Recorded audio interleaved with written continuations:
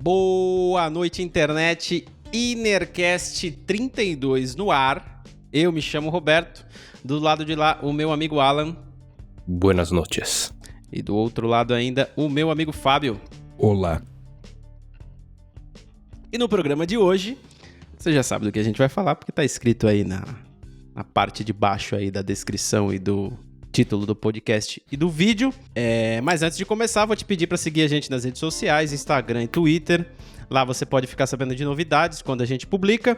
Às vezes a gente publica algum corte, alguma coisa assim, e você consegue ver um trechinho de algum episódio, pode se interessar pelo assunto e buscar escutar ou assistir o episódio inteiro. Então fica de olho lá, Instagram e Twitter, Inercast Podcast. Só procurar e seguir a gente que você nos ajuda. Se você estiver vendo a gente aqui no YouTube, fique sabendo que você pode buscar a gente lá no Spotify.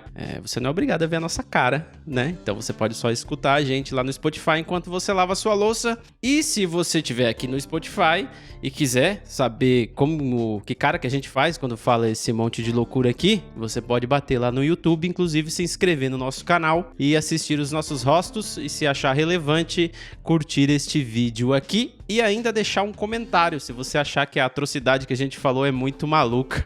E aí você pode contestar e, sei lá, dar esse feedback aí para nós. Antes de começar o episódio ainda, aquele velho disclaimer, tudo que nós falamos aqui são opiniões pessoais e vivências nossas, a gente não tem intenção de ofender ninguém.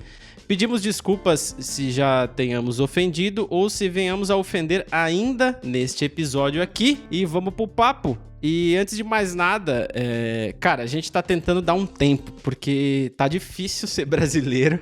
Tá difícil ser humano, mas ser brasileiro tá muito mais difícil, cara. Tem só atrocidade pra tudo quanto é lado, e aí a gente achou melhor sair um pouco da pauta do noticiário, porque tá chato demais, cara. A gente fica estafado de reclamar das coisas.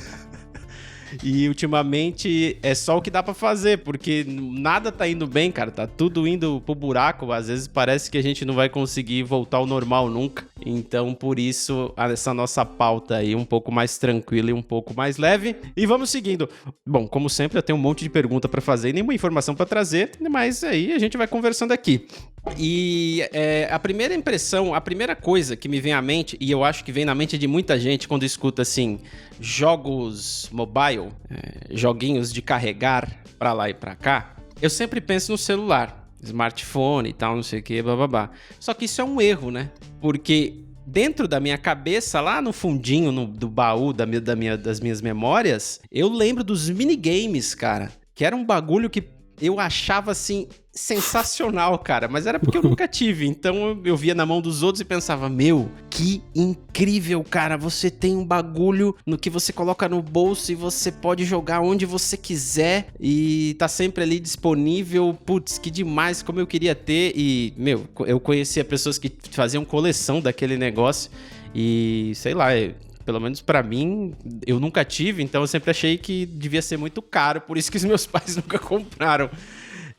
Mas essa é a primeira lembrança que eu tenho de games, de joguinhos mobile, que é aqueles minigames que hoje em dia tem na feira os Tetris da vida aí, que são horríveis, já comprei, não presta. Mas eu lembro desses minigames, eu lembro que eu joguei um de um amigo meu que era um de tênis. Cara, era uma porcaria, essa é a verdade, tá? Mas eu achava sensacional quando eu era pequenininho. E vocês aí, vocês tiveram minigame?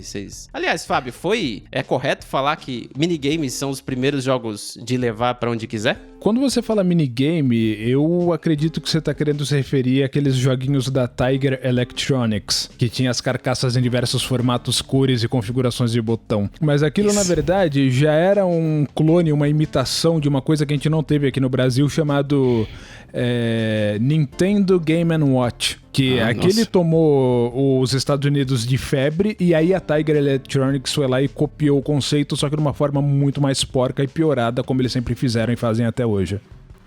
Você falando me deu um flashback muito louco que eu não teria se você não trouxesse esse assunto à baila, assim. Eu lembro que eu fui uma vez com alguém da minha família, não sei se foi minha mãe, enfim, voltando ao negócio do primeira mão, acho que essa foi a primeira compra que eu pelo menos estimulei a fazer no primeira mão, não fui eu que fui lá porque eu era muito criança pra isso, mas eu vi que tinha um cara vendendo minigames, porque ele tinha vários, ele tava vendendo por unidade, né, não é tipo, vendo minha coleção. E tinha um que chamava OutRun, que é o nome de um jogo que existia pra consoles de videogame já naquela época, de carro, enfim, tinha uma pistinha e tal, mas cara, é incrível, eu tô lembrando como eu fiquei fascinado com a ideia de você jogar em qualquer lugar um jogo de corrida, sendo que o que na prática acontecia era com o controle você fazia acender o lugar onde já tava delineadinho ali onde o carrinho podia estar, que eram acho que 3 posições no máximo pra você se deslocar na pista,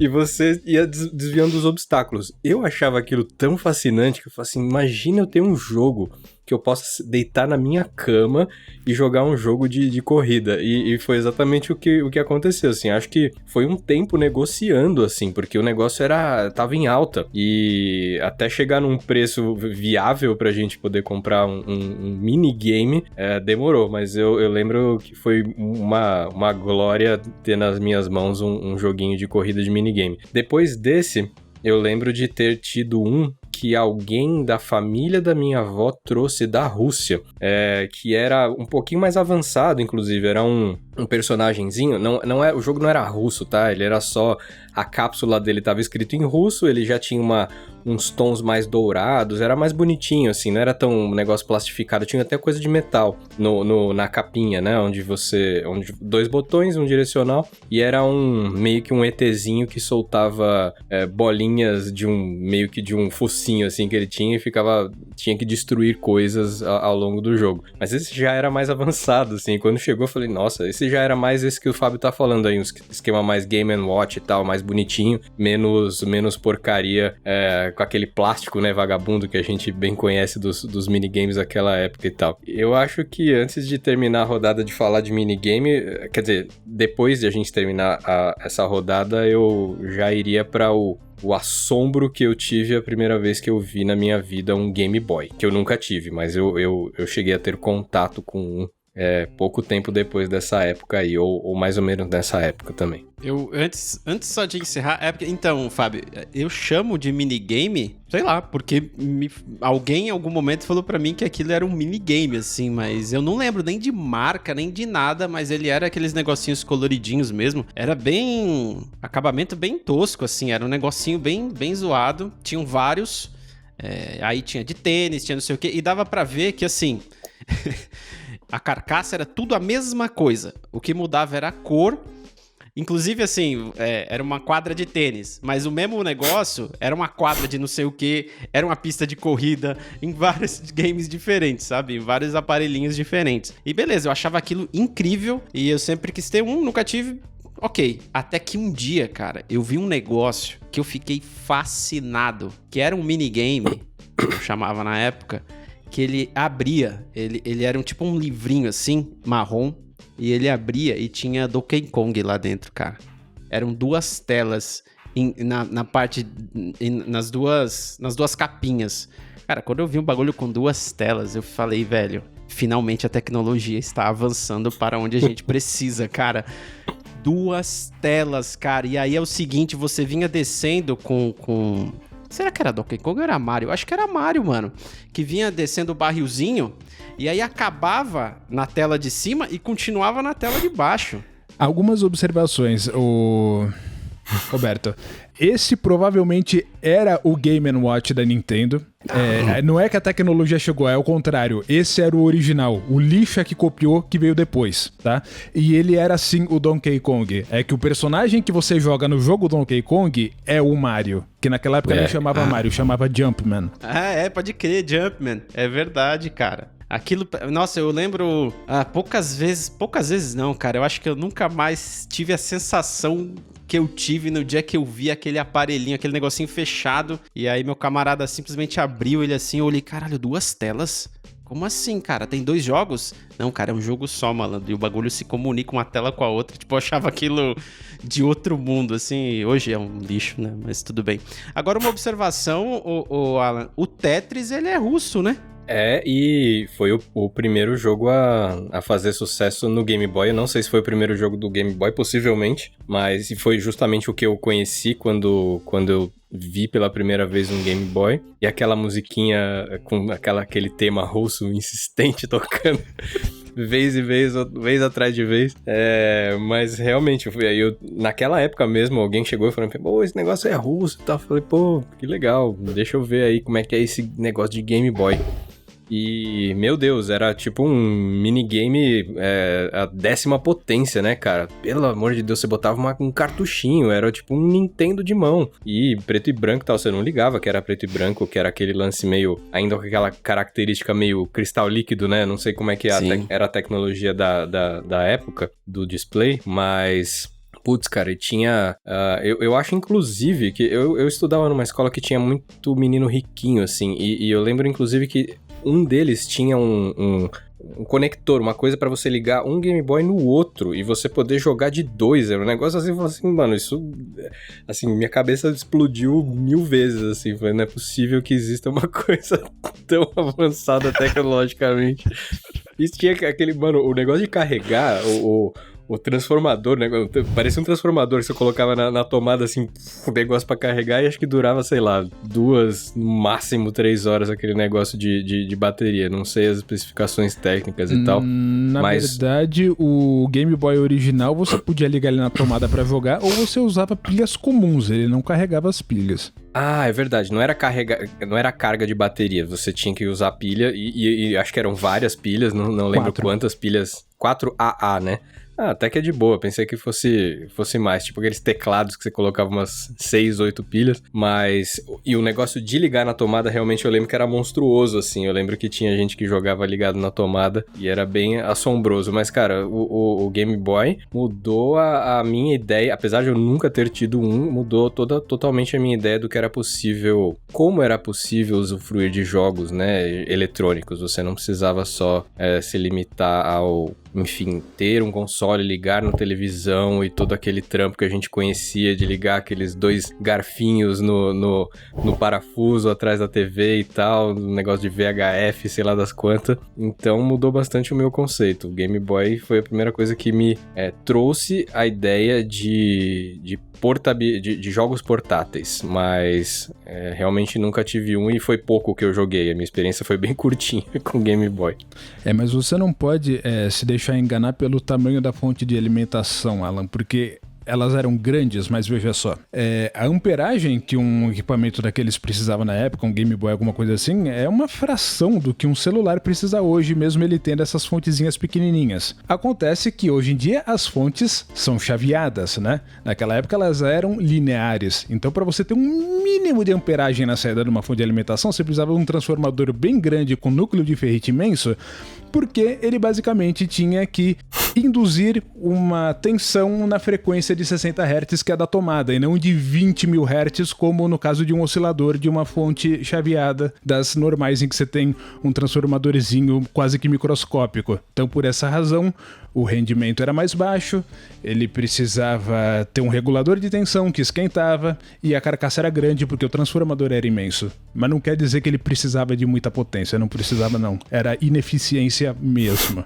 Era ruim porque eles, sei lá, cara, eles poderiam simplesmente colocar essa porra desse transformador no meio, né? No meio do fio. Não precisava ser lá na ponta onde você pluga na tomada. Porque você tentava usar um Benjamin para ligar outras coisas e não dava. A tomada tinha que ser só sua, cara. Era mó chato isso daí, velho. E é muito louco, né? Porque hoje a gente tem esses carregadores de celular aí que é, minúsculo, velho. É muito louco isso. Eu lembro que assim... Então, só pra gente entender um pouco, Fábio. Primeiro veio esse que a gente comentou agora há pouco, que é o do Donkey Kong, que tinha lá o Jumpman, certo?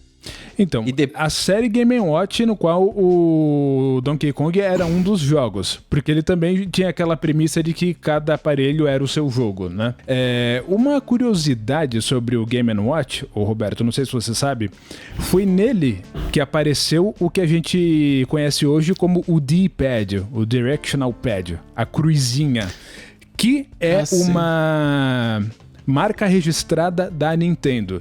E é por isso que o controle do Master System era quadrado, o do Genesis era redondo e o do PlayStation é aquela coisa esquisita lá que entra pela carcaça do controle. Porque o D-Pad, maravilhoso, super ergonômico, foi inventado no Game & Watch, foi trazido pro Nintendinho, foi trazido pro Game Boy, foi pro Super Nintendo e daí por diante. É da Nintendo.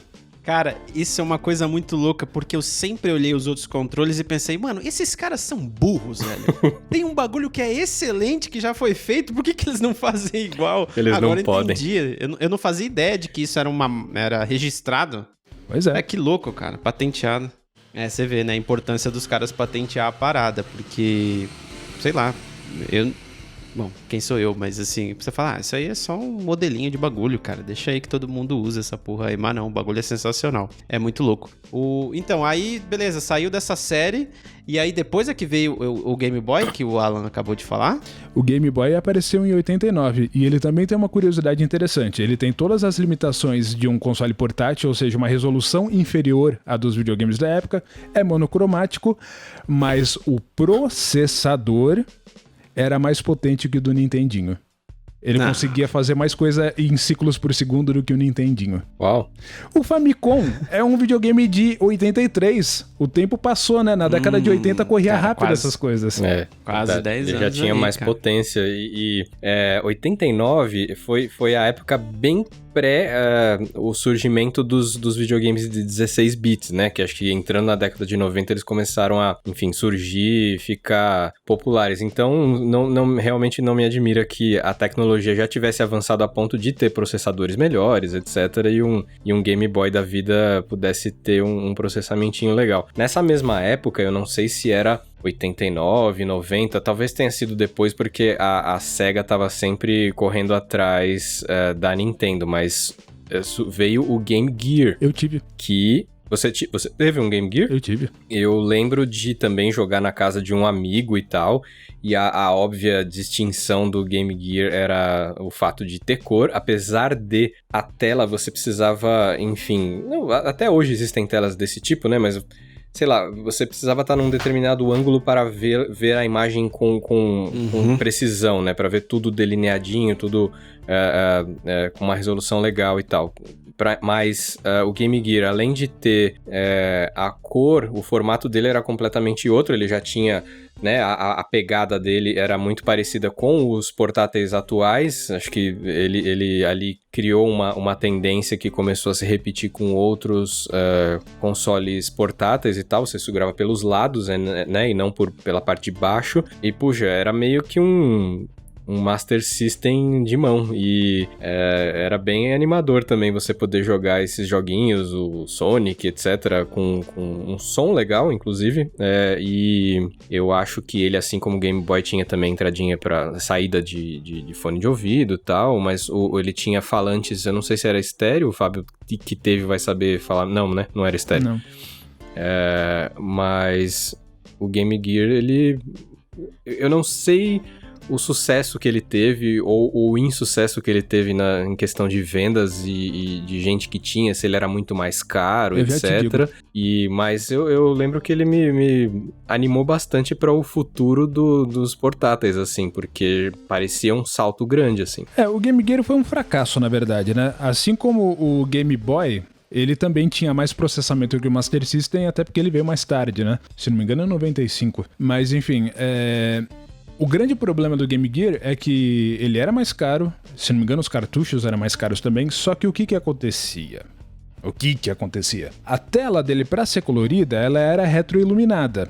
O que quer dizer que em vez da bateria a pilha durar uma semana, como acontecia com o Game Boy, ela durava 3 horas. E para as pessoas que queriam jogar on the go e queriam jogar Tetris, porque a febre foi o Tetris em particular, o Game Gear não oferecia nada. Na verdade, oferecia coisas muito mais interessantes tecnologicamente, mas eram jogos, né? Não era Tetris, não era uma coisa ponto de entrada pra qualquer pessoa. Era pra quem tava interessado em jogar videogames especificamente. E essa galera tava mais interessada em console do que jogar portátil sem ter a necessidade de ter o portátil. Tá, então ele apareceu antes do tempo. Na verdade, o pessoal não tava preparado pra uma coisa assim. Eu lembro até que existia um jogo da SEGA que foi também um fracasso, chamava Columns, que tentava imitar o Tetris, mas era bem porcaria. Tinha pro Master, tinha pro Mega Drive também. Eu já discordo disso. O Columns, ou no caso Shapes and Columns, como era o nome dele para o Game Gear, eu tinha ele no meu Game Gear, eu gostava daquele jogo. A BGM dele era fantástica. Você pode entender o Columns como sendo um intermediário entre Tetris e Bejeweled, né? Ele tá meio termo entre os dois. É um joguinho bem memorável até, mas não era Tetris, né? Realmente. Eu lembro do Master System, que não era muito legal. Eu imagino que o de Game Gear fosse melhor, inclusive. Então, e nesse caso de, assim, aparecer antes do tempo, isso daí não é troféu pra SEGA, não. Como sempre, quem disparava para todos os lados o mais rápido possível e se ferrava por causa disso era a Atari, né? Porque antes mesmo do Game Gear, eles lançaram o Lynx, que também era colorido, retroiluminado, era um trambolhão que comia uma pilha do caramba. Acho que ele era o mais potente em termos de processamento de todos eles e ninguém nem sabe que aquela tranqueira existiu. Eu acho uma porcaria, né, cara? Porque assim, eu tô literalmente com o browser aberto e com a internet aqui. Enquanto vocês falam, tô procurando algumas coisas, né? Mas é impossível competir com a memória do Fábio, porque eu encontrei esse links aqui. Pensei, legal, na minha deixa eu vou ter o que falar. Acabou. Porra, Fábio. E esse Lynx é horrível, cara. Mas ele tinha muito ruim, uma sacada genial, né? O fato deles ter o botão 1 e 2, ou A e B, em cima e embaixo invertido, quer dizer que você podia jogar ele sendo destro ou canhoto, sem fazer nada. É só inverter o console. Nossa, é incrível, realmente. Eu acho que o único portátil que copiou isso depois foi o WonderSwan, que vocês nunca ouviram falar porque só fez sucesso no Japão. Não, aqui não tem mesmo. Eu tô procurando aqui na listinha, mas não tem mesmo. Eu tava vendo aqui... Quem que fabricava esse? Não me lembro quem fabricava, mas, enfim, era um console bastante usado para franquias de coisas japonesas, né? Jogos provenientes de anime, etc e tal, tinha bastante. Pode crer. Então, Fábio, você lembra de um chamado Microvision? Microvision. O primeiro console de mão com cartuchos. Ah, tá, mas você tá falando de década de 70, provavelmente. 1979. É muita coisa. Não eu provavelmente ouvi falar, mas não foi memorável. Bom, whatever. É que me chamou a atenção aqui porque ele é bem estranho. Depois eu vou até mandar essa imagem pra vocês. Isso daí provavelmente deve ser aqueles jogos que, assim, a interface gráfica são basicamente LEDs, né? Não é necessariamente gráficos. Até que tem uma telinha, mas assim, é uma telinha, parece sei lá, é uma telinha minúscula num aparelho gigantesco, assim, parece um celular da Motorola, sei lá, da década de 80. Eu já vi sim, mas eu não lembro dos detalhes, me desculpe. Imagina, cara, que isso. Tranquilo, tá perdoado. Não, dessa vez passa, né? Eu tava vendo o Game Watch aqui, e aí eu vi o seguinte, cara, tem um aqui da década, de 1980... que é um pequenininho, que até dá a impressão de que a parte da frente dele, assim, é de alumínio ou algo do gênero. E tem 2 botões vermelhos apenas. E aquele que a gente comentou aqui do Donkey Kong é de 1982, cara. E assim, é sensacional. E é engraçado porque o que é ser brasileiro, né, cara? Como é incrível. Um game de 1982, eu provavelmente conheci ele em 94 e eu achei a coisa mais incrível e tecnológica do mundo. Ai, é a vida, né? Não tem o que fazer. Aí, em 89, teve o primeiro Game Boy, que é o que a gente tava comentando aqui, com aquela telinha verde LCD. E aí, depois, em 89 ainda teve esse Lynx da Atari, que o Fábio acabou de comentar, que dava pra você virar de cabeça pra baixo se você fosse destro e jogar tranquilamente. É que assim, os controles, os games e a vida no geral não tá nem aí pra quem é destro, né? Pensando canhoto, bem. Você quer dizer? Canhoto, aliás. Não tá nem aí, né? Só a vida, tudo feito pra destro, né? Sei lá. E aí, nossa, que coisa mais horrível esse negócio aqui. Em 1990, a SEGA introduz o mais avançado... é o Game Gear que vocês tinham falado, gordinho e tal. Mas não foi em 90. Aqui tá... Se tiver escrito 1990 cravado, tá errado. Foi mais tarde. Tá mesmo. Tá 1990 cravado. Ele não poderia... tá vendo? O sistema não pôde competir com o preço do Game Boy e com a bateria, né? A vida útil da bateria. E na morreu verdade, 7 anos depois. Com exceção do Game Boy, os outros portáteis eles foram morrendo na década de 90. Gaming on the go nunca foi uma coisa super pop, né? Você vê que até a Sony desistiu dos PSPs e do PlayStation Vita. A Nintendo ficou tão confortável com o Game Boy que a revisão que eles foram fazer primeira depois dele foi o Game Boy Color em 98. Quase 10 anos depois, não tinha nem concorrência. Isso que eu ia perguntar, quando que veio o próximo Game Boy? Porque realmente os anos 90 acho que deu uma espaçada, né? Lançou, aí depois você fala, bom, tá bom, tamo tranquilo de portátil aqui, vamos lançar um só depois que tá fazendo sucesso que tem, a Nintendo falando, né? Mas o Game Boy Color é um negócio que, cara, só foi aparecer no meu radar... muito tempo depois com o advento dos emuladores, assim, porque nessa época eu já tava completamente fora de pensamento de ter console ou, enfim, que é ainda mais portátil, porque é uma coisa realmente para um público tão específico nessa época, né? Eu acho que isso, a gente pode comentar como isso evoluiu ao longo do tempo, mas a ideia da funcionalidade de um console portátil, realmente eles têm que ter um alvo muito específico para quem lançar. E a Nintendo tava super confortável, mas o Game Boy Color, fui saber que tinha jogos muito legais, inclusive, muito interessantes, originais para ele, tempos depois, já bem entrando nos anos 2010 aí, quando eu comecei quando começou a era retrô, né, que a gente pode chegar nela e tal, quando começou a era que as pessoas começaram a ficar saudosas do que tinha antes.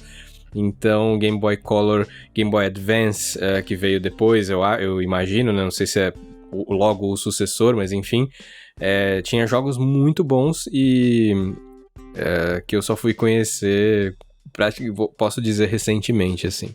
A timeline do Game Boy é bem assim mesmo, é exatamente o que vocês estão falando.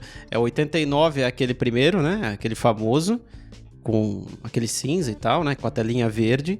Aí, em 95, eles lançaram o mesmo Game Boy original, só que com a carcaça de cores diferentes. Tinha vermelho, tinha azul, tinha amarelo, mas era a mesma coisa. É que você falou 95, eu quase tomei um susto. Achei que você ia falar do Virtual Boy. Esquece isso, a gente não comenta a respeito, isso é tabu.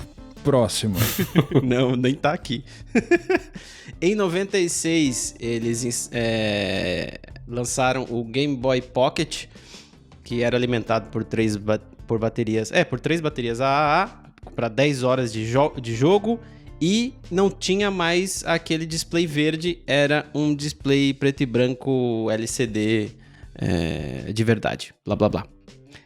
Em 97 eles lançaram o Game Boy Light com o display iluminado, e aí em 98, como o Fábio disse, o Game Boy Color com um display colorido e tal, e com 2 vezes mais processamento e 3 vezes mais memória. E ainda tinha a retroiluminação da telinha dele ali, que era muito louco. O Game Boy Color, cara, é um bagulho muito doido mesmo, porque até então, pelo menos na minha bolha, no meu mundo, era muito natural as telinhas serem preto e branco, porque, cara, não dá pra colocar cores, né? É difícil, aí é impossível. Quando surgiu o Game Boy Color também foi uma parada de... Porra, os caras conseguiram, mano. Esses malditos conseguiram, velho. Mas aí é que tá, Roberto. Por trás dos panos, a coisa é mais sofisticada do que você imagina. Dá um liga na genialidade. Ó, Game Boy original, supostamente monocromático, certo? Sim. Só que ele não era monocromático. Existe uma coisa que você provavelmente não ouviu falar, porque no Brasil eu nunca vi, não sei se alguém um dia importou, mas existe uma coisa chamada Super Game Boy. O que é? É um cartucho que você põe no Super Nintendo e põe em cima dele o cartuchinho do Game Boy original e joga jogos de Game Boy no Super Nintendo. Isso é oficial, é da Nintendo, certo? Legal. Quando você põe um jogo de Game Boy no Super Game Boy, você tem uma seleção de paleta de cores de 4 cores com temas diferentes. Você pode ter marrom, verde, azul e tal, pra ter um tema tipo floresta, etc e tal. Tem outras combinações de cor que você pode escolher e o jogo fica em 4 cores. Aí você pensa assim, tá, mas essa informação então ela tem que estar contida no jogo, porque senão, né? E ela estava, porque o Game Boy original, ele tem 4 tons de intensidade do display. E com isso você consegue, em qualquer emulação, até se você vai emular o jogo no computador, colocar uma paleta de cor naqueles jogos. E funciona perfeito. Eu não acredito que os caras já faziam o jogo assim. Em 89. Porra! Não, a Nintendo é muito foda, velho. A Nintendo, eu vou te falar, cara... eu até entendo os caras que são fanboy e tal, porque sempre rola, né? Mas os caras são demais mesmo, cara. Você tá louco. Os caras fizeram muita coisa maravilhosa. Aí, seguindo aqui, em 98, o Game Boy Color, como a gente acabou de falar. Aí, esse Game Boy Advance é de 2001, Alan. 2001, pode crer. E aí, ele já é totalmente diferente, o formato dele, né? Ele é meio parecido até com o PSP, né? Então, na verdade, eu acho que ele bebeu na fonte do Game Gear por ter colocado os controles ao lado da tela em vez de pôr embaixo, né? Sim. Só que tradicionalismo é uma desgraça, né? Ele ficou ergonomicamente muito melhor e os fãs detestaram porque ele não tinha mais o layout do original, que foi quando eles lançaram o Game Boy Advance SP, colocando os controles novamente embaixo, fazendo ele flip. Exatamente, Fábio, era o próximo que eu ia falar, foi em 2003. Por encheção de saco, você veja só. E aí na sequência já apareceu o DS, que basicamente ele foi só uma implementação em cima desse layout do Game Boy Advance SP, só que com 2 telas. É isso que eu ia falar. Exatamente, deve ter sido ali o embrião do conceito do DS, né? Que, foi uma soma de 2 ideias, né? O flip do SP com as 2 telas do Game & Watch, que vem lá de trás. É muito louco porque o DS, em 2004, ele é muito uma evolução do Game & Watch de 82, né, cara? Assim... E eu vou te dizer uma coisa, esses portáteis da Nintendo, o pessoal se propunha a fazer para eles coisas que eles não tinham direito nenhum de fazer. Coisa de maluco mesmo. Pra você ter ideia, no Game Boy Color, tá? O Color. Não tô falando de Advance, porque o Advance tem um processador de 32 bits, tá? Eu tô falando do Color, o velho. Eles fizeram um protótipo do primeiro Resident Evil. E tava quase completo quando descartaram a ideia. Você acha os alpha dele na internet aí? E os caras fizeram. Seria jogável, né? Aí, o que eles lançaram oficialmente? Um jogo totalmente original, que não existe em mais nenhum outro console, chamado Resident Evil Gaiden, para o Game Boy Color. O DS... Você tem ideia do que o DS é capaz de fazer? A Korg lançou um híbrido, né? Um software que é um híbrido do MS-20 e MS-10, que são sintetizadores clássicos deles da década de 70, como sendo um jogo para o DS chamado DS-10.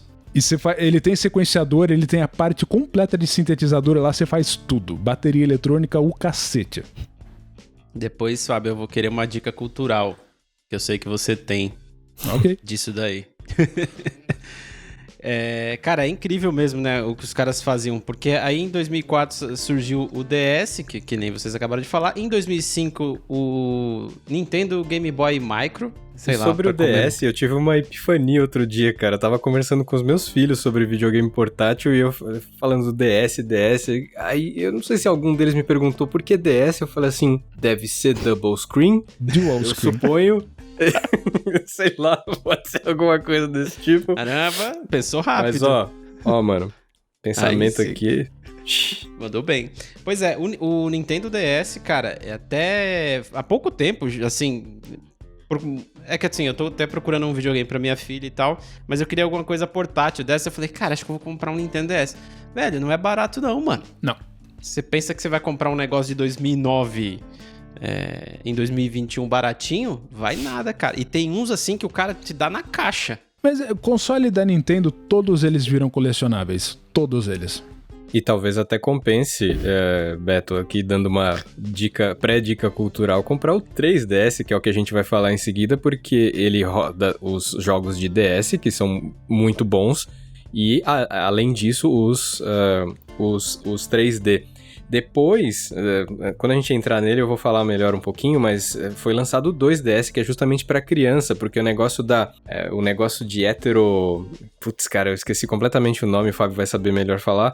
Tem uma forma de se compor o 3D na nossa própria visão, e isso pode confundir um pouco a vista das crianças, tanto que não é recomendado para crianças com menos de 7 anos usar o advento do 3D no 3DS. Então foi lançado depois, acho que por reclamação de muitos pais, falaram assim, meu filho precisa usar óculos de repente.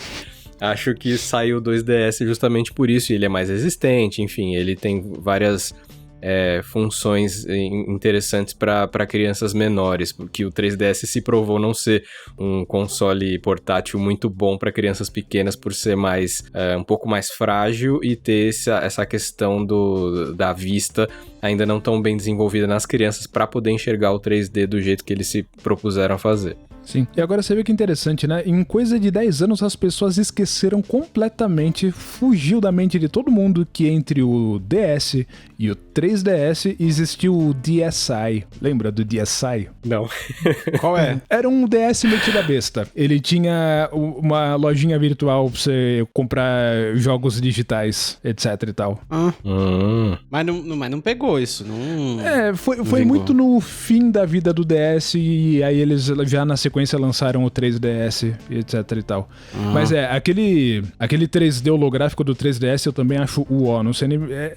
eles estavam precisando inventar alguma coisa porque eles estão sempre precisando inovar, né? Sempre fazer um gimmick, mas aquilo era completamente desnecessário mesmo. Tanto que eu tenho e até hoje a gente joga aqui e tal, e me pergunta quantas vezes na vida eu deixei aquele 3D ligado. Você tem inclusive um slider que você regula a intensidade da profundidade que você enxerga, né? As camadas dentro do joguinho e tal. Mas, cara, você vai pro mínimo e fala, agora tá mais ou menos confortável. Você fala que se dane essa merda, você põe no mínimo porque você não aguenta ficar forçando a vista. Posteriormente, teve muitas versões do 3DS. Eles lançaram algumas mais confortáveis e que você podia enxergar esse efeito 3D a uma distância maior, porque normalmente você tinha que chegar ali muito perto do rosto e era muito desconfortável você poder... No começo é super legal, você olha e fala, nossa, que incrível, eu tô vendo, parece que eu tô lá dentro da telinha e tal. Isso dá uma outra dimensão mesmo pro jogo portátil. Isso acho que não é tão aleatório assim, precisamos inovar e tal. Tinha ali uma inovação interessante e palpável que poderia realmente se tornar algo apreciado pela maioria das pessoas, mas do jeito que eles fizeram inicialmente, não era confortável e aos pouquinhos eles foram dando uma inovada. Você conseguia enxergar de ângulos diferentes, porque se você mudava um pouquinho o ângulo, você começava cada olho seu tava enxergando uma imagem e você via meio que duas telas de novo, entendo? Duas imagens distintas. Sim. E isso começava a confundir você no meio de uma parte difícil do jogo e você, na hora, aquele slider lá ia pra baixo e você mandava pra PQP o 3D de uma vez por todas. Eu nunca vi o novo, eu não sei como é que funciona o 3D dele, se é realmente mais confortável de você estar uma distância melhor e enxergando o 3D do mesmo jeito, mas acho que foi análogo aí à tentativa de salvar o DS quando o Fábio falou do DSi. Acho que esse último 3DS aí que eles lançaram foi pra tentar dar uma resgatada num público pro 3DS, mas eu suponho que já não tenha mais dado tanto certo, porque logo chegou o próximo console semi-portátil ou híbrido da Nintendo, né? Eles por conta própria enterraram o segmento portátil deles, então... Eu tava vendo aqui, Fábio, o PSP, cara, ele só saiu em 2004. Então, assim, esse tempo todo, o Game Boy Color lá, a Nintendo e aquele outro de 2001... Sim, o Advance. Eles não tiveram concorrência. Não tiveram concorrência nenhuma, era só eles no mercado e já era. Mas assim, até que ponto isso era uma um desejo da galera? Assim, eu digo, porra, nossa, que maravilha, queremos ter um console portátil? Ou tipo assim, a Nintendo tem e já que eu tenho dinheiro eu vou comprar? Acho que a demanda pra portátil nunca foi muita em relação a console. Até hoje eu acho que ainda não é. Aonde a Sony conseguiu ganhar mercado é que de repente você tinha um PlayStation 2 na mão. Isso era muito impressionante. No caso do PSP, era muito impressionante mesmo. Depois que a novidade passou, nem o PS Vita, que é basicamente um PlayStation 3 na sua mão, não conseguiu segurar a atenção da galera por muito tempo. Eles descontinuaram rápido aquele console. E com razão, era uma porcaria mesmo. Então, mas assim, até pensando na prática do negócio, pô, legal, eu tenho aqui um console, aquele bagulho que eu jogo na TV, eu tenho aqui na minha mão. Que coisa mais linda e maravilhosa, né, cara? Mas só que com essa telinha aqui de nada. É tipo assim, é um brinquedo muito caro pra você usar poucas horas do dia ou até de uma semana. Eu sempre gostei de alta resolução em tela pequena, né? Porque você não enxerga os pixels, então é uma imagem contínua, fica bonito pra caramba. Os smartphones hoje são Full HD, eu acho fantástico. Mas isso pressupõe que você curta jogo moderno, o que não é meu caso, né? Então, pra linha da Sony, que se dane. Sei lá, tô pensando no jogo mesmo, né? Vocês falaram que é literalmente um PS3 na mão. Aqui, beleza, um PS3 na mão com uma telinha minúscula, sei lá. Pensando no público médio, né? Acho que a galera não... É um brinquedo caro demais, né? Apesar de que o PS Vita... Ele tinha um micro HDMI nele, né? Dava pra... bom, tudo bem, Ou seja, não tem necessidade, porque provavelmente quem fosse se propor a comprar um PS Vita já tinha um PlayStation 3 na sala, né? Sim. Deixa eu tirar uma dúvida, Fábio.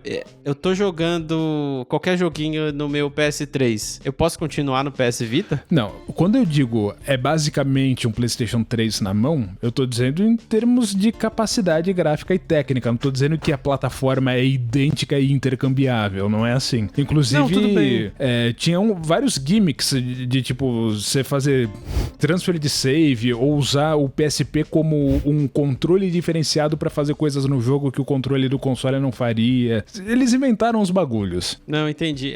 Assim, tudo bem, não é exatamente a mesma coisa, mas tem jogos no PS Vita que tem no PlayStation 3 e... tipo Gran Turismo, e eles são fantásticos. Sim, pior que é fantástico mesmo. É muito legal.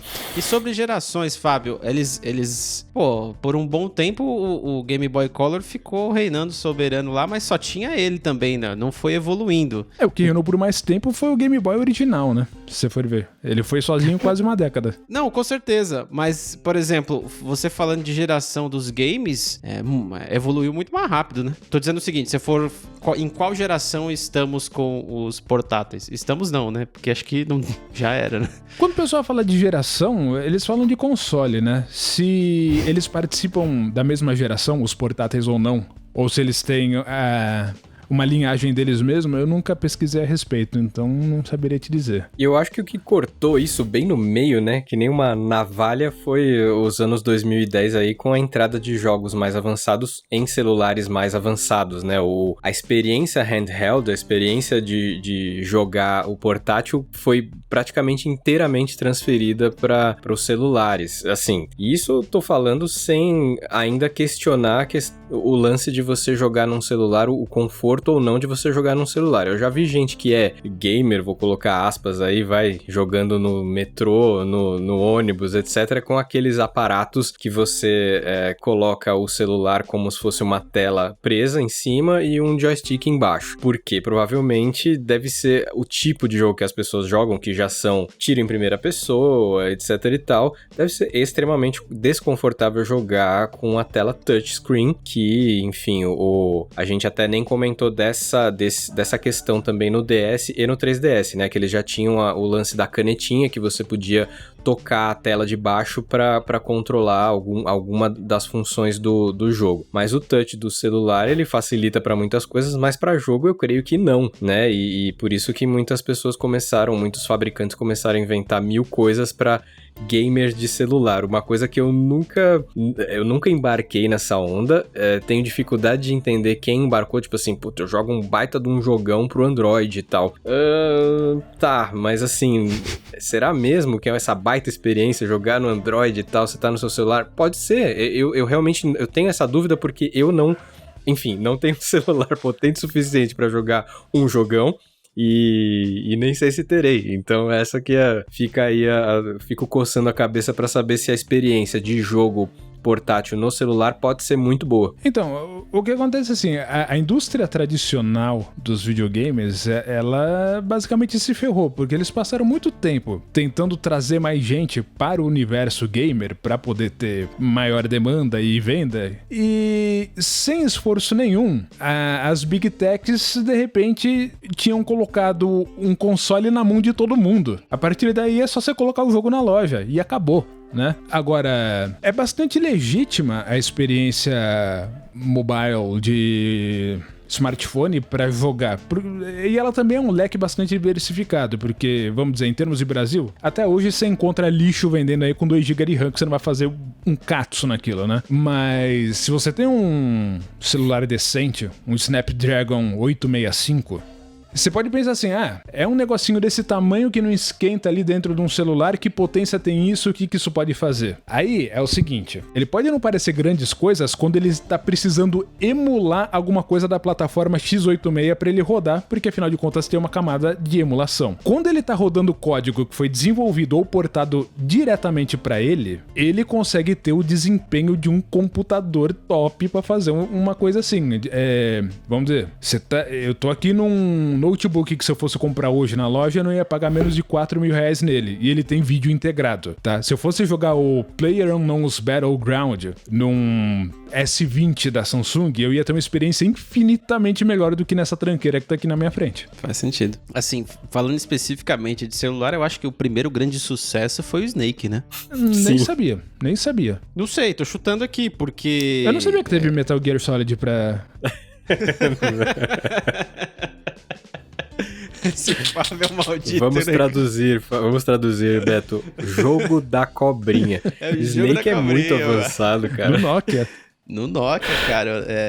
Eu lembro disso, assim, da galera... Eu jogava de vez em quando, mas nunca achei muita graça. E depois eu descobri, assim, depois de um bom tempo, eu descobri que tinha uma galera que fazia uns milagres, cara. Tipo assim, jogava o bagulho com afinco mesmo pra poder fechar. Eu nem sabia, eu achava que, isso aí não é só uma besteirinha pra perder tempo, mas era um joguinho de verdade mesmo. E fez bastante sucesso por um tempo. A gente esqueceu de comentar, cara, de um negócio aqui que vocês vão dar risada. Só que assim, surgiu um flash aqui na minha cabeça. Eu não sei se dá pra encarar isso como joguinho. Mas quando eu era jovem, era um pequeno infanto, eu lembro de um negócio chamado Tamagotchi. Vocês lembram disso? Os bichinhos virtuais.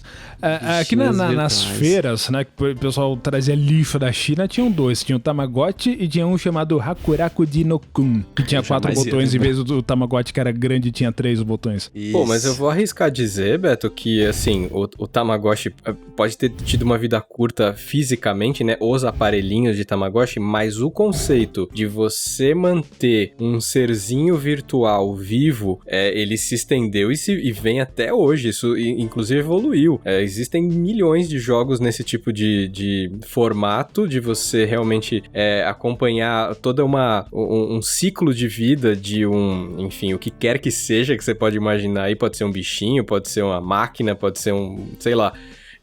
Isso existe e muito, assim. Então o Tamagotchi foi trendsetter aí, cara. Precursor de muito estilo de jogo que tá vivo até hoje. Meus filhos jogam certamente jogos que se originam no Tamagotchi, e uma vez quando eles falaram, meu bichinho tá não sei o que, eu falei assim, nossa, mas isso aí é igualzinho como eram os bichinhos virtuais, o Tamagotchi. Aí o Pedro, o meu filho mais velho, já brilhou os olhos e falou assim, o que é Tamagotchi? Eu falei, é um negocinho assim assado, mas eu não vou conseguir arranjar um pra você não, cara. Não sei onde é que eu conseguiria, deve ser relíquia, deve ser caro pra caramba arranjar um desses. Então, na verdade, você ter um aparelho específico para um bichinho virtual é uma coisa que existe no Japão até hoje. Tá muito mais evoluído, né? Inclusive é um híbrido entre bichinho virtual e pulseira de exercício, mas existe. Eles comem isso de colherzinha, até hoje. Agora, se você tiver um console, você vai ser obrigado a jogar Nintendo, isso mesmo, não tem jeito.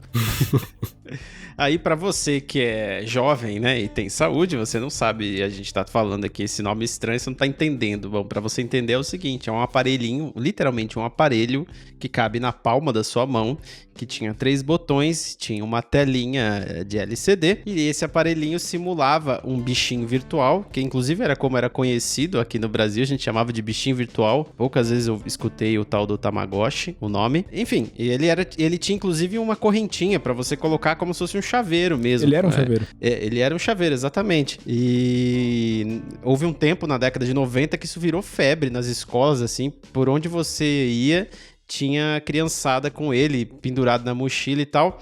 E o que acontecia era o seguinte: você tinha que cuidar do bichinho virtual. Ou seja, você tinha que alimentar ele, você tinha que...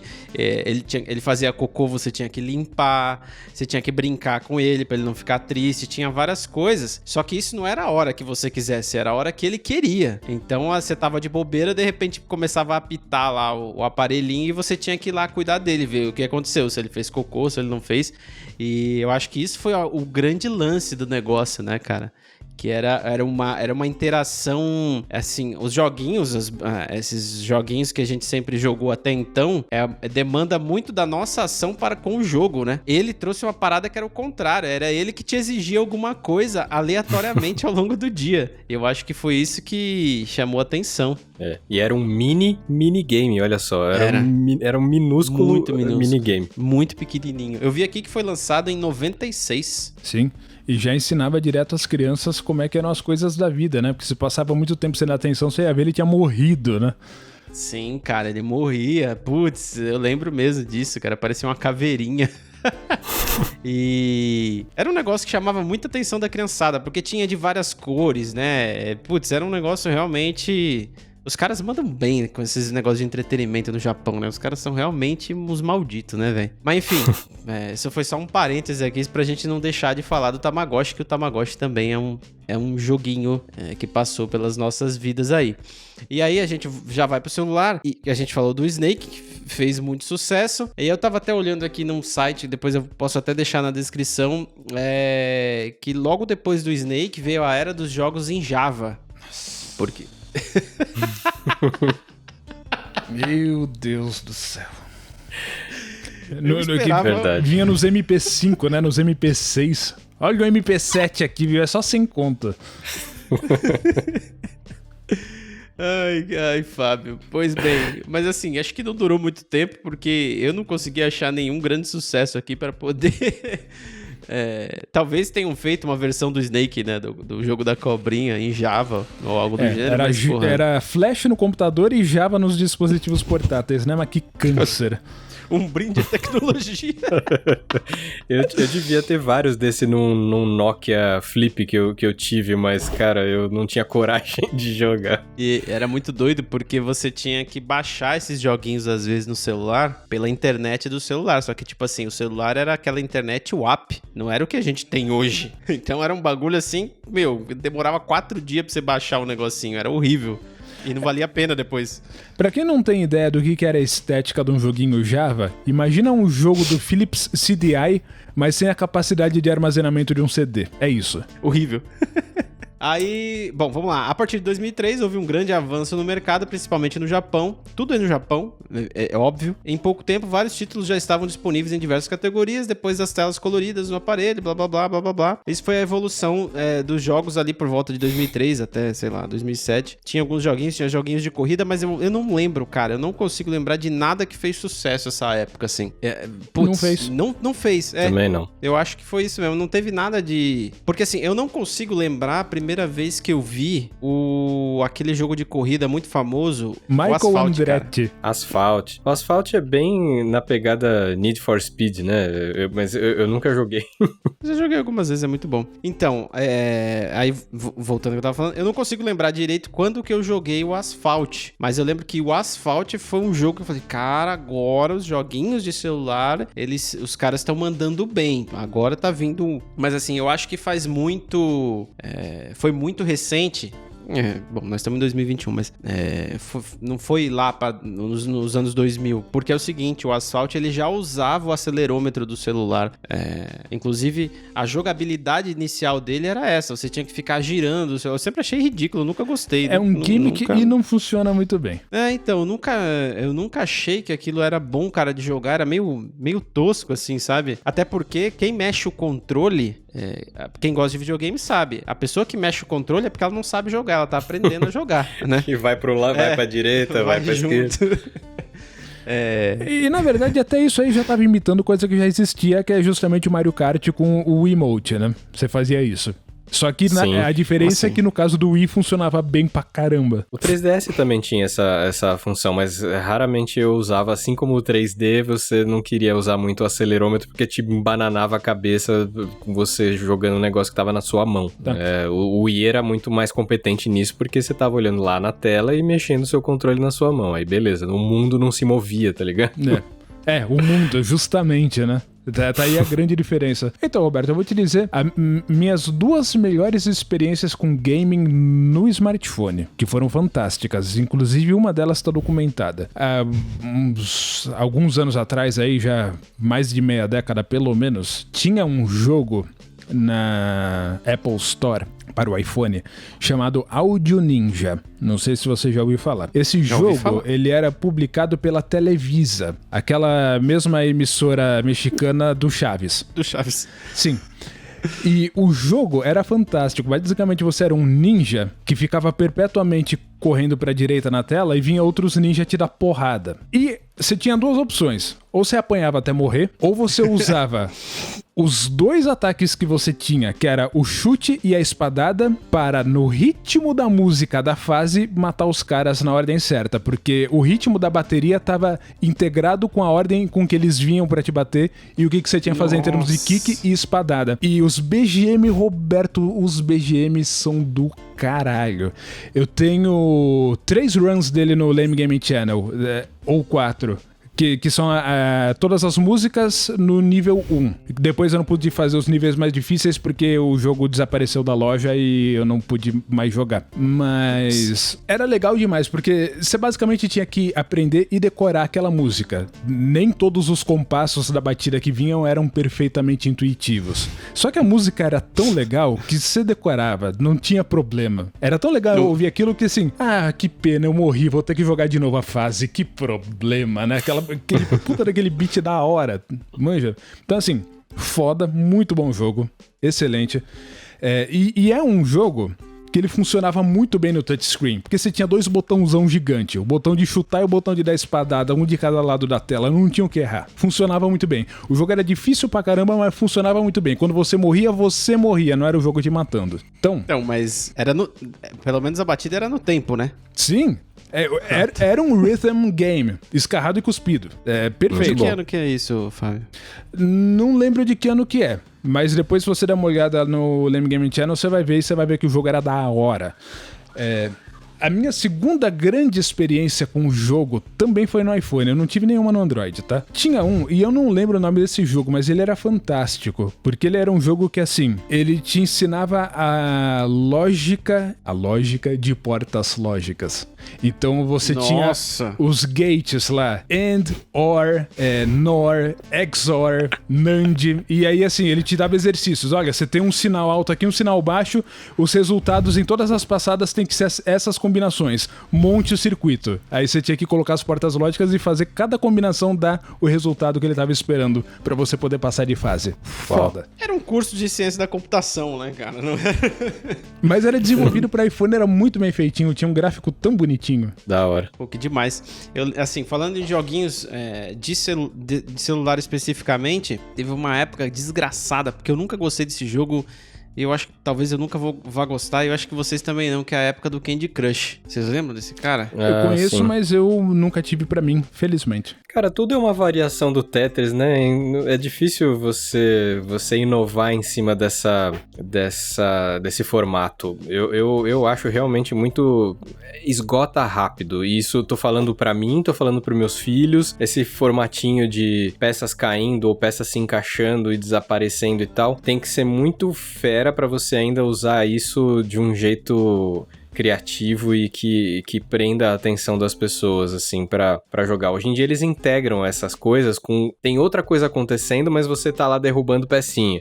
E aí você tem que fazer as coisas acontecerem com as pecinhas que você derruba e tal. Mas eu não considero isso uma inovação. Isso é só um jeito de você tentar forçar esse formato simples de jogo em outras... Enfim, em jogos novos. Mas não se tem mais nada muito novo nesse tipo de coisa, não. Eu sempre, desde a incepção, achei o Candy Crush uma coisa muito sleazy, né? Ele marca todos os tickbox pra ser uma coisa que você olha assim, você tem ímpetos de raspar sua mão num pedaço de papel, assim, pra se limpar quando você vê. Porque assim, é aquele negócio, olha, isso aqui é um jogo grátis, tá? Olha que legal, olha como a gente é magnânimo, é um jogo grátis. Tudo bem, você vai jogar um pouquinho, tem uma jogabilidade aqui extremamente viciante, e aí depois você vai ter que ficar um tempo sem jogar. É claro que aí você tem a opção de pagar, mas você não é obrigado, né? Você espera. E aí, pra piorar, pra merda ficar um pouquinho mais fedida, a Microsoft foi lá e adquiriu. Então, Nossa. Eu tô muito interessado em Candy Crush.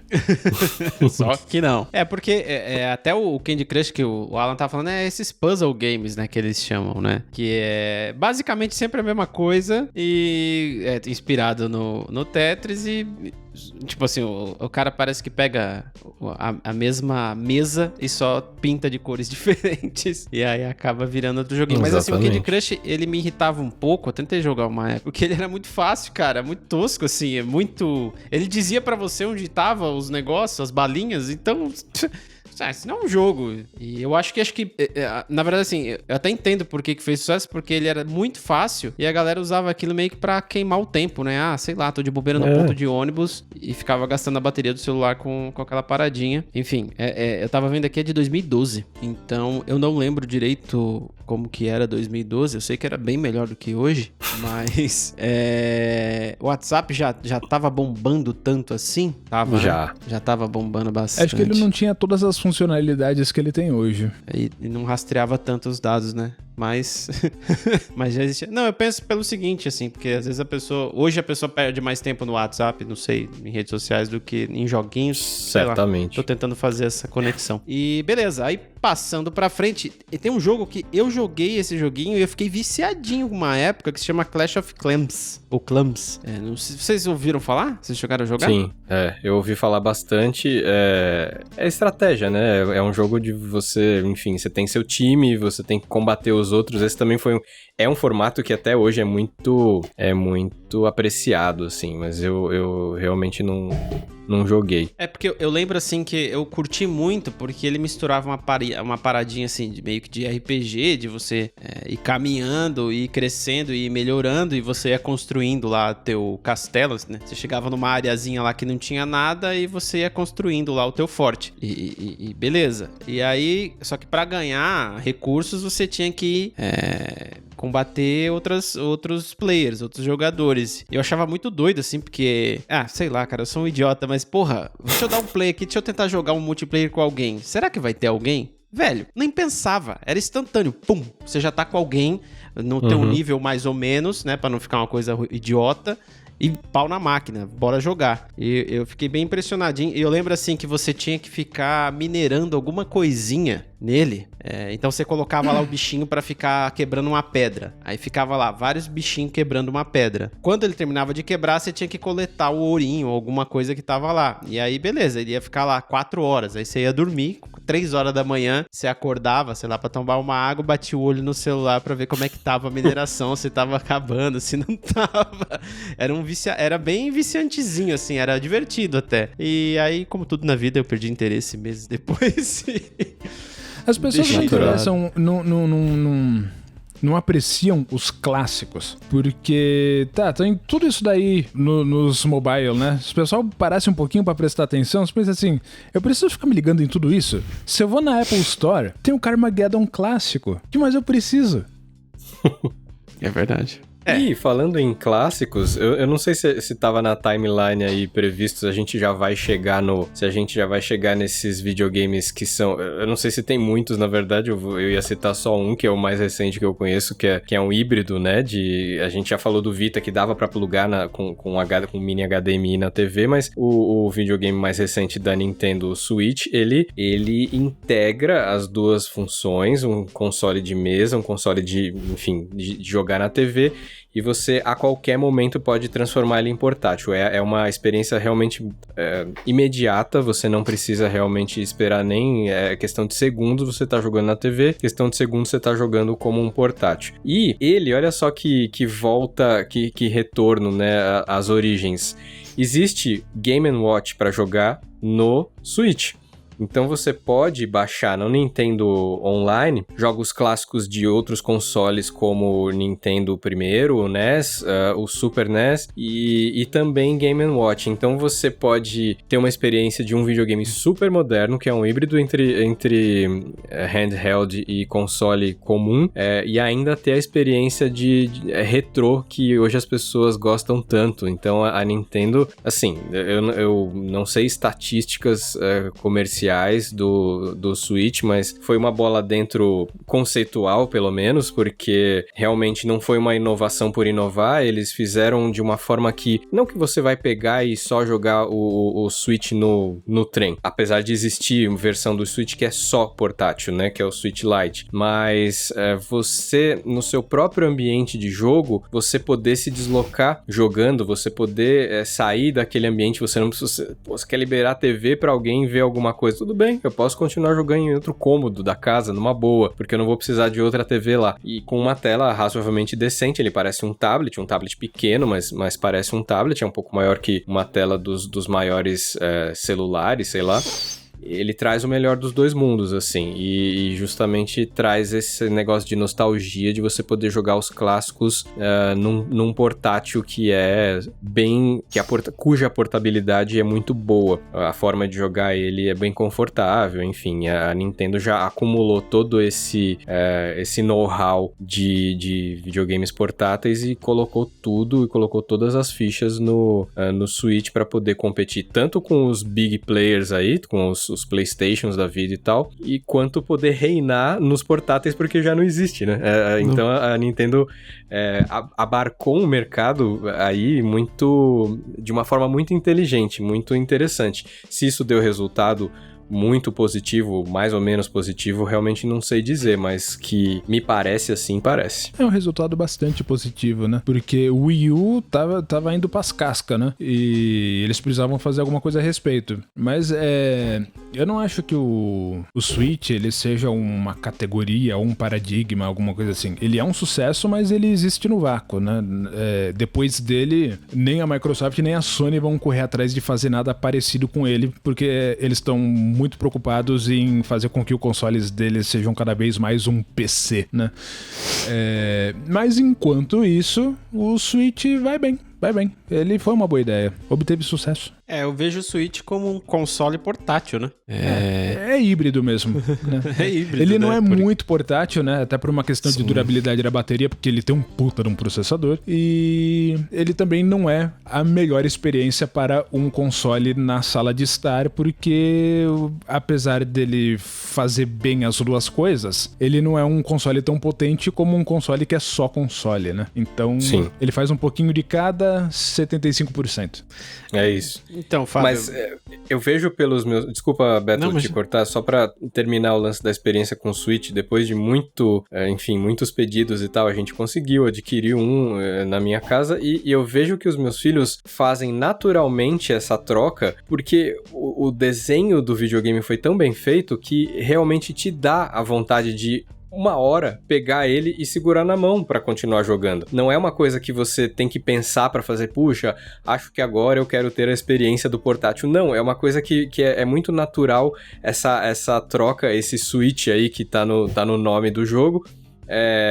Do videogame, é muito corriqueira. Então, o jeito que eles fizeram realmente foi pensando pra se tornar um estilo de jogo único e que as pessoas vão, e principalmente as crianças vão assimilar muito rapidamente, como os meus filhos já fizeram. O Switch, para além de desempenho gráfico e qualquer coisa, que é aonde a corrida está, né? Nas gerações de videogame, pelo menos entre Microsoft e Sony, ele é um Nintendo, né, cara? Então, tipo assim, ele tem um precedente foda aí, né, velho?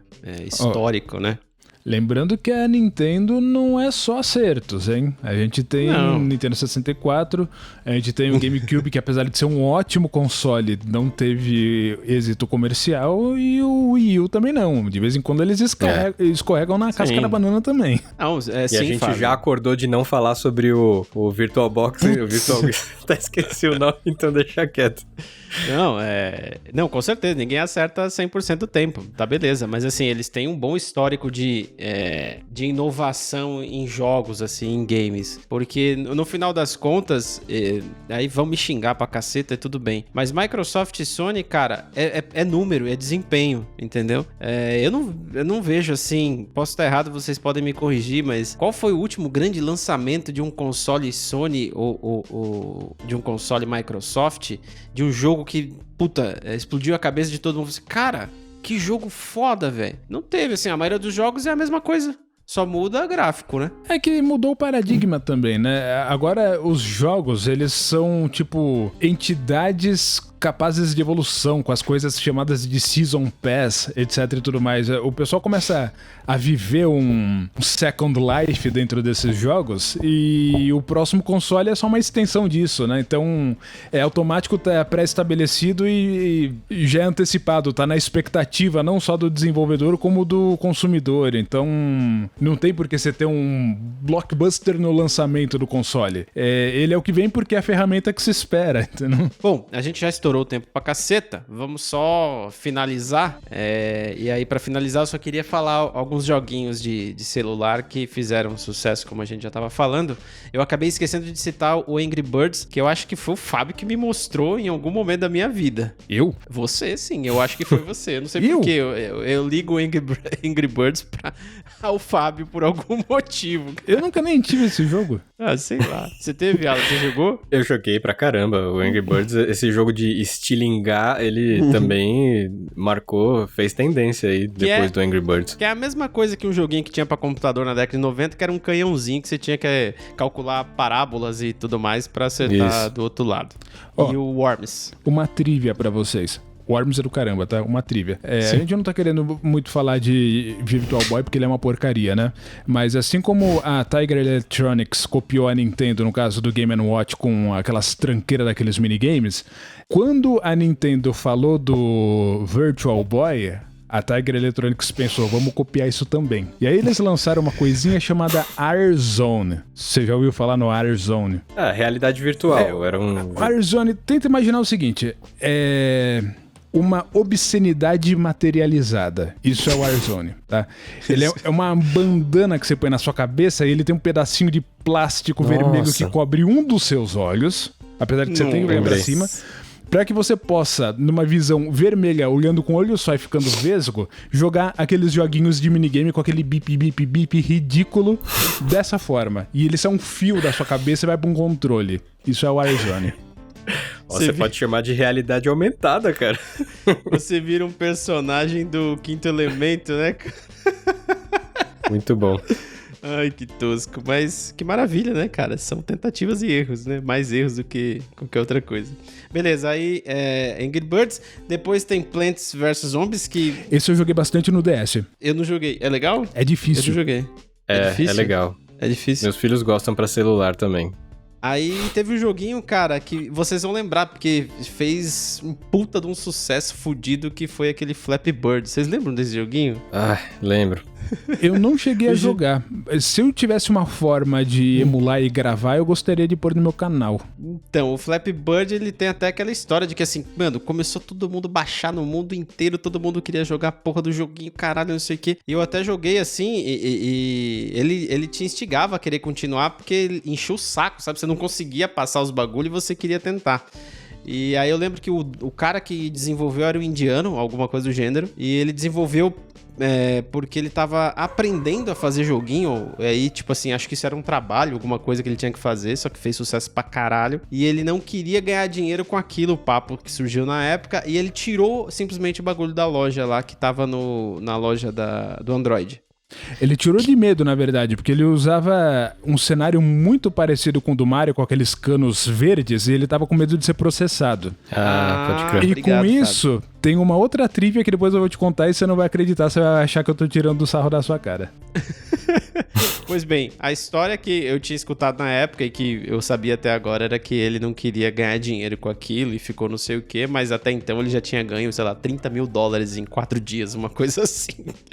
Não era 4 dias, mas um pouquinho mais de tempo. Mas enfim, e seguindo aqui, cara, a gente teve o Pokémon GO, cara. Sim. Foi mais uma sacada fodida aí dos caras trabalhando com a realidade aumentada, né? Basicamente. E o GPS, né? E usando o GPS nativo do celular, que já estava bem popularizado para poder... Você precisava dele para jogar. Sua localização tinha tudo a ver com o que você podia fazer no jogo ou não. Fez muito sucesso. Eu joguei um pouquinho. Então, só pra concluir então, Flappy Bird, né? Roberto, você já conheceu uma pessoa inteligente na sua vida? Sim. Eu gravo podcast com ela. Não, eu tô falando uma pessoa inteligente. Tem um cara, e assim, você não precisa acreditar no que eu tô falando agora, depois você vai no YouTube e confere, tá? O cara programou o Flappy Bird pra jogar no Super Nintendo.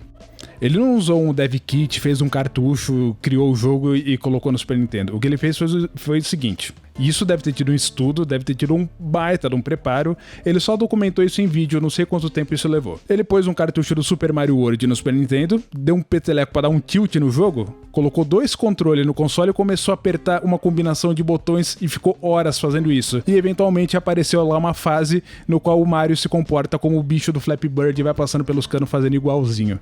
Meu Deus. Você tá louco? Tô falando. Não. que loucura, cara. Como assim?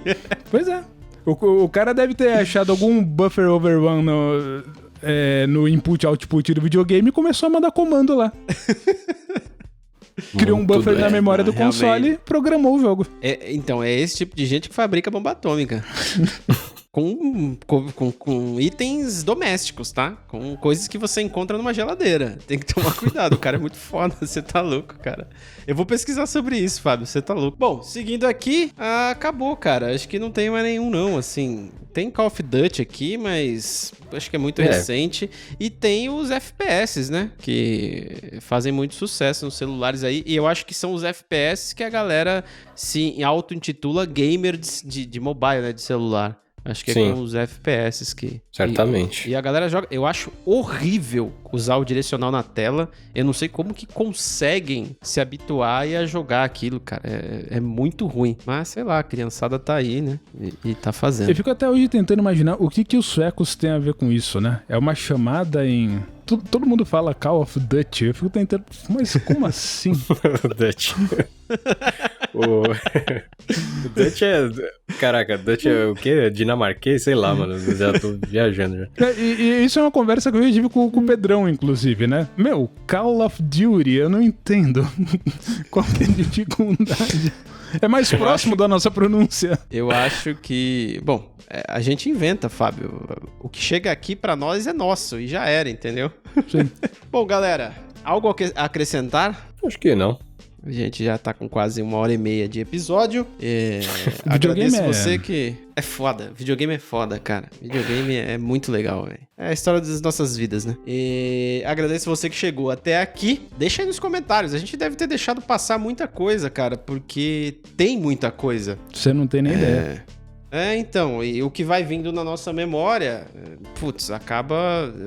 Não vem tudo, evidentemente, né, cara? E, bom, é isso aí, agradeço você que chegou até aqui. Vamos para as dicas culturais, que estão demais. Quer começar, Zi? Bora. Vamos de 2 dicas aí, porque eu lembrei uma no meio do caminho, e foi legal que a gente não falou diretamente sobre esse jogo, porque dentro dessa mesma lógica do Angry Birds, mas na verdade esse jogo vem justamente daquele que você falou dos canhõezinhos das antigas, um joguinho muito divertido que chama Gunbound.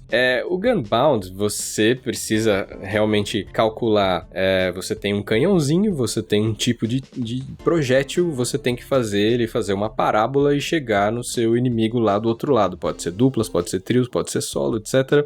Mas tem mais um elemento que é o vento. Você tem a direção do vento para onde ele tá indo, você tem que calcular aproximadamente quanto mais de força você vai precisar usar para vencer, ou vencer a resistência, ou quanto menos de força e mais ângulo você vai precisar dar para realmente o seu projétil não voar com o vento lá para longe e cair onde você quer que caia. É muito viciante porque você joga contra outras pessoas, você quer matar todas elas porque obviamente você tá lá ganhando e de repente você tá perdendo. É um jogo daqueles que vicia porque você quer vingança, você fica com sangue nos olhos e você quer acabar com todo mundo na próxima rodada. Mas é um jogo muito divertido, de graça, acho que, sei lá, talvez tenha uma propaganda ou outra. É um jogo pesadinho pra celular até, mais do que você imaginaria pra um jogo desse tipo, mas o Gunbound é um joguinho bem decente pra celular e bem divertido pra jogar online, inclusive. Acho que exclusivamente, não deve ter modalidade offline, não. E a minha outra dica é muito simples, e a gente tava falando disso aqui no começo, antes de começar a gravar, xadrez. Baixe um joguinho de xadrez pro celular, se você não tem um tabuleiro. Jogue xadrez porque os níveis de dificuldade dos jogos comuns de celular de xadrez são muito engraçados, assim. Você pode começar jogando contra um completo idiota e no próximo nível você tá jogando contra um gênio da arte. Então, você fica se testando o tempo todo e, enfim, às vezes pode se frustrar um pouco porque tem umas jogadas que você vai fazer e esperar um certo tipo de resposta e o processadorzinho do celular não vai dar, mas às vezes você se surpreende e você tem bons jogos de xadrez lá dentro. É bom pra praticar, enfim, quando você tiver de boinha, dá umas jogadas e dá pra salvar, continuar depois e tal. Então, jogos de xadrez pra celular são até que bem decentes, quaisquer aí que existam. Joguem. Totalmente excelente, não precisa anotar, nós vamos deixar as dicas, os links aí na descrição do vídeo. É só você baixar a barrinha de rolagem, descer ela até lá no final, que você vai encontrar os links para as dicas culturais. E eu tenho 2 dicas culturais. Eu vou deixar um joguinho aqui que eu joguei um tempo, depois eu parei, mas whatever, que é um joguinho de sinuca que se chama 8-Ball Pool, que é daorinha, cara. Você fica jogando assim, é divertidinho até. Não é uma coisa totalmente excelente, mas é legalzinho. E também tem um outro joguinho que é um jogo de ludo, cara, que você joga com a galera, né? Evidentemente, né? Você joga online, você pode jogar contra uma pessoa ou em 4 pessoas. E o joguinho é uma porcaria, ele é bem mal feito, poderia ser muito melhor. Mas é divertidinho, assim, é meio nostálgico você jogar aquilo e você joga com pessoas mesmo, é multiplayer, né? É bem divertidinho. E minha outra dica cultural é uma série do Globoplay que eu assisti já faz acho que umas 2 semanas, eu não lembro, que se chama Doutor Castor. Eu não sei se eles fizeram propaganda na TV nem nada. Acabou que, sei lá, porque eu abri o Globoplay e apareceu o Dr. Castor assim, eu falei, que é isso, né, cara? Aí eu comecei a assistir e não parei mais. É tipo um documentário, acho que tem uns 4 episódios, e fala sobre a época ali da década de 80, no Rio de Janeiro, basicamente sobre jogo do bicho, cartolagem e escola de samba. E é muito doido, cara, você assistir aquilo. Acho que ficou muito legal, assim. Inclusive, teve até em alguns momentos, enquanto eu assistia, que eu me peguei pensando assim, cara, o Netflix tá foda mesmo, tá bem legal, hein, cara? Estão fazendo umas séries maneiras, assim. E assim, eu passei uns 2 episódios, assim, pensando que eu tava vendo Netflix, e aí que eu me dei conta que eu tava no Globoplay. Então, assim, se pra você o Netflix é algum parâmetro de qualidade e você tiver desconfiado do Globoplay, cara, pra mim eu achei bem maneiro, assim. Inclusive tem até depoimento daquele Boni, que é o diretor lá, o cara ferrado lá na Globo. Tem até depoimento dele, assim, falando besteira, falando umas coisas idiota lá, e que os caras deixaram e que se dane, é isso aí mesmo. Então fica aí a dica, Dr. Castor, se você quer saber como que era o cenário ali dos anos 80 de jogo do bicho, futebol e escola de samba, você vai curtir porque é bem interessante. E o nosso recado final agora do nosso amigo Fábio. Bom, então eu vou sugerir uma nova mídia exclusiva, inédita e revolucionária, chamada Um Canal do YouTube. Veja só, formato novo agora de sugestão. Um canal do YouTube chamado Keen on Keys. Keen, Keen on Keys. É um tiozinho de Berlim, um alemão, que ele tem, assim, uma produção de vídeo fantástica, um trabalho de câmera, de narração, script perfeito, minucioso, fantástico. Qual que é o conteúdo desse cara? Ele pega toy keyboards, os tecladinhos, os Cassiozinhos, os Yamahas, os portáteis, os Cassiotones, os porta-keys, as coisinhas desde a década de 80, aqueles bem rudimentares. Ele pega, apresenta o teclado, abre o teclado, limpa ele inteiro, arruma o que precisa. Se não tem saída de fone, ele instala uma. Daí ele mostra minuciosamente tudo que o teclado faz, como que o comportamento do acompanhamento, quais são os timbres, quantos timbres, às vezes peculiaridades. Se você tá segurando uma tecla de função, o teclado não funciona, ou eles dividem polifonia entre si. Ele explica o que você sonhar sobre o teclado, e no final de cada vídeo ele faz uma composição multitrack usando só aquele teclado e mais nada. Só que o cara é um gênio contrapontístico, então ele faz uma música gigantesca com aqueles timbrinhos de videogame. E se ouve aquilo, você fala, que coisa do caralho, por que esse filho de uma puta não tá no Spotify? Porque é uma música que você ouve e você fala, meu Deus do céu, eu quero ter uma playlist pra ouvir isso aqui. É muito, muito bom.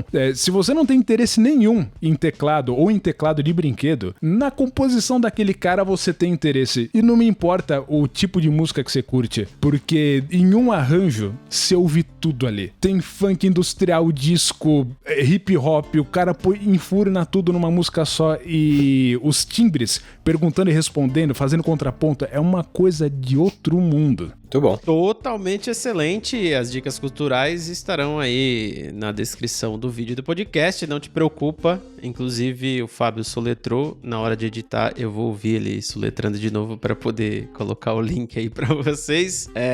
Agradeço você que chegou até aqui. Cara, não aglomera, velho, não seja um babaca. Saia de casa só se você precisar, velho. Só se você for trabalhar, sei lá, salvar a vida de alguém. Não fica saindo de casa por besteira, brother. Não seja esse imbecil. Beleza? Muito obrigado e tchau. Tchau. Falou.